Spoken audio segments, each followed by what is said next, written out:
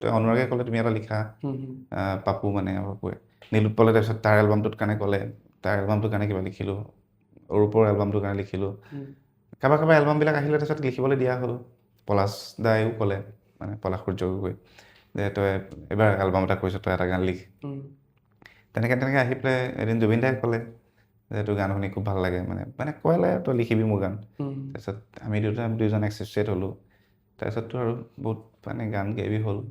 তেনেকেই হৈ আছে কিন্তু এটা সময়ৰ নিৰ্দিষ্ট সময় মানে এনেকুৱা হয় যে মই আচলতে কথা লিখিবলৈ দিয়ে কাৰণে মই লিখি দিওঁ মই ইমান কথাটো ভবা নাই বস্তুটো মানে ভাল লাগে মোৰ কামটো কৰি বাট এদিন কিন্তু মই নিজে হ'ল কিছু বছৰ তেতিয়া মই ৰিয়েলাইজ কৰিছোঁ যে মই আচলতে কামটো কৰি ভাল পাওঁ নে বেয়া পাওঁ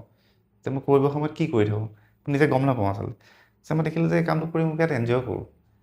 তেতিয়াৰ পৰা মই কিন্তু খুব ডেডিকেটেডলি কামটো কৰিছোঁ আৰু বহুত বেছি পেশ্যনেটলি কৰিছোঁ এতিয়া মই কওঁ যে য়েছ টিল মাই ডেথ মই গান লিখিম